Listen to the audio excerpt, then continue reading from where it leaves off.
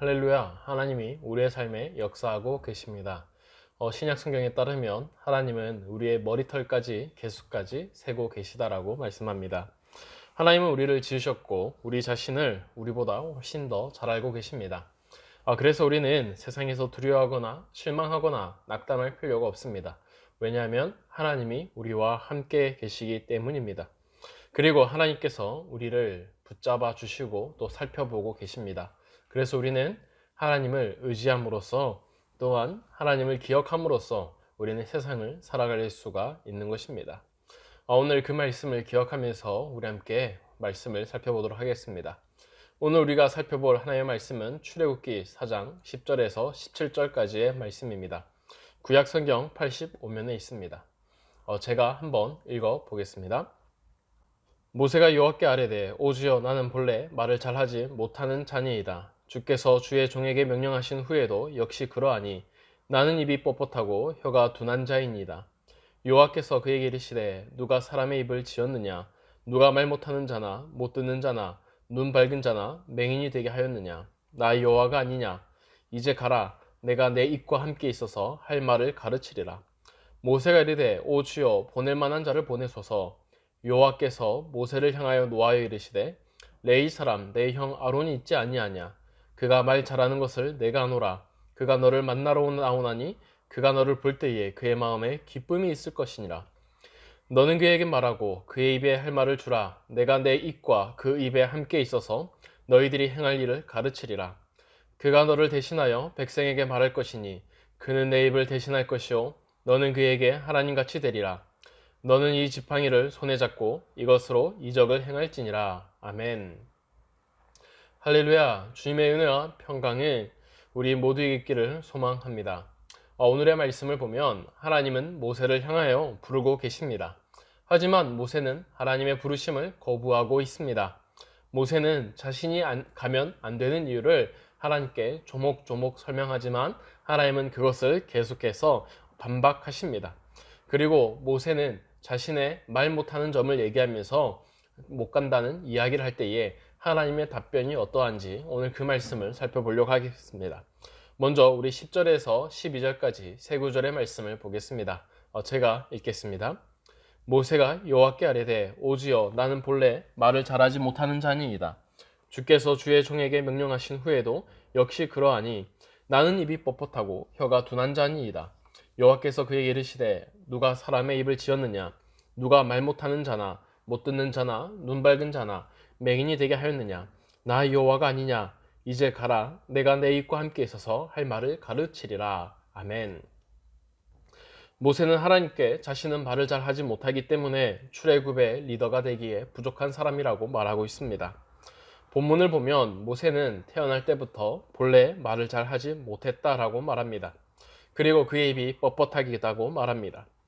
이 구절을 좀 더 쉽게 생각을 해보면 모세는 자신이 말을 잘 못하고 있는 것을 잘 알고 있었습니다. 그런데 그런 모세의 단점이 하나님의 명령이 나타난 뒤에도 사라지지 않고 계속 남아 있었습니다.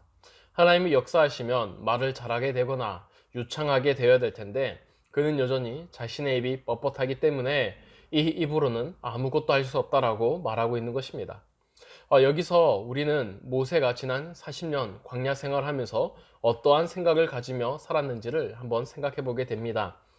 모세는 자신의 가장 큰 단점으로 말을 잘 하지 못하는 것, 언어 능력이 떨어지는 것을 꼽고 있습니다.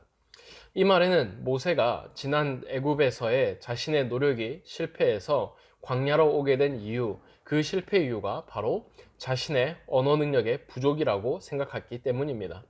그래서 그는 말을 잘 하지 못했기 때문에 사람들의 마음을 얻는 데 실패했었고 그리고 자신은 이 광야에 올 수밖에 없었다라고 스스로 진단하고 있는 것입니다. 이런 모세의 이야기를 들었던 하나님의 답변은 더 놀랍습니다. 하나님은 모세가 말을 잘하지 못하는 것을 이미 알고 있었기 때문입니다.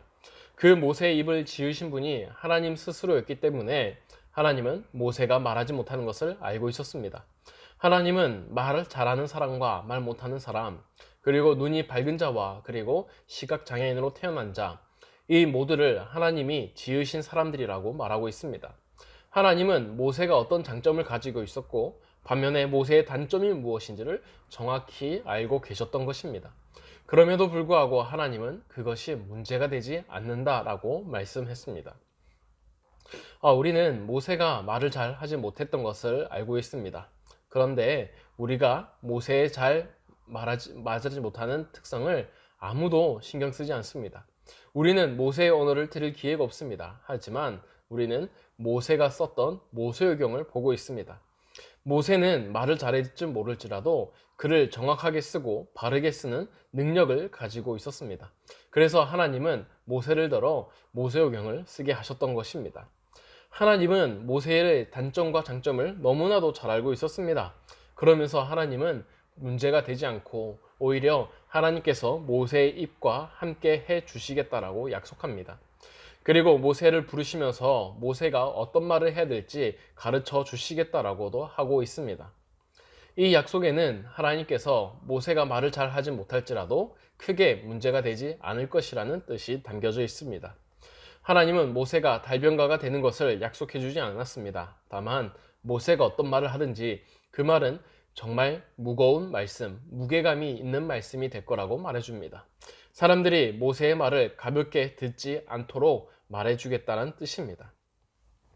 우리는 이후에 출애굽기를 살펴봅니다. 그러면 모세가 했던 말들을 우리는 봅니다.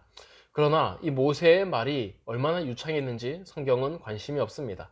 오히려 모세의 말이 하나님의 말씀과 동일했음을 성경은 말해주고 있습니다.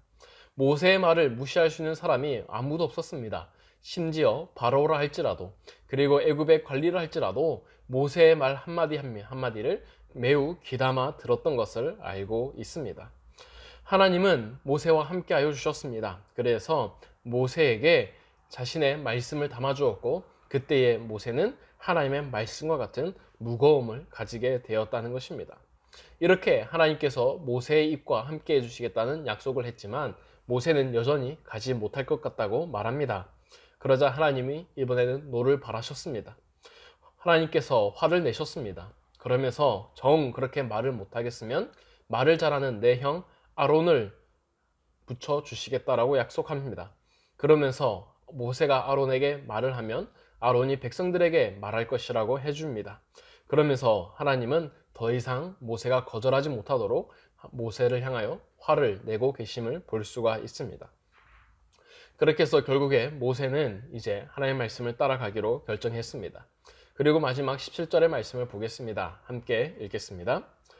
너는 이 지팡이를 손에 잡고 이것으로 이적을 행할지니라. 아멘. 하나님은 모세에게 지팡이를 쥐어주면서 이 지팡이를 꼭 애굽으로 가져가라고 말해줍니다. 이것으로 이적을 행하게 될 테니 이것을 가지고 가라는 것입니다. 모세가 들고 있는 이 지팡이는 양을 치던 지팡이입니다. 화려하거나 크거나 길다란 그런 막대기가 아닙니다. 그저 작은 평범한 나무 막대기였습니다. 그런데 하나님은 이 지팡이를 통하여 역사하실 것이라고 말해주고 있습니다. 이 지팡이가 하나님의 지팡이가 되었다라고 성경은 또 기록해 줍니다. 여기서 이 지팡이와 같은 모세의 삶을 돌아보게 됩니다. 모세는 겉으로 보면 별 볼 일 없는 늙은 사람이었습니다. 아무것도 내세울 것이 없는 광야의 사람이었습니다. 그런데 하나님이 함께 하실 때에 그의 인생은 달라졌다는 것입니다. 하나님이 우리의 삶에 역사할 때에 우리의 인생의 무게가 달라질 수 있다라고 성경은 말해주고 있습니다. 그 지팡이가 하나님의 도구가 되었던 것처럼 우리도 하나님의 도구가 될 수 있는 것입니다. 사랑하는 성도 여러분, 하나님은 지금 사람을 찾고 계십니다. 그리고 그 사람을 향하여 하나님의 사람이 되도록 부르고 계십니다. 하나님은 자신을 진정으로 예배하는 자들을 찾고 계십니다. 하나님은 자신을 위해 일할 사람을 찾고 계십니다.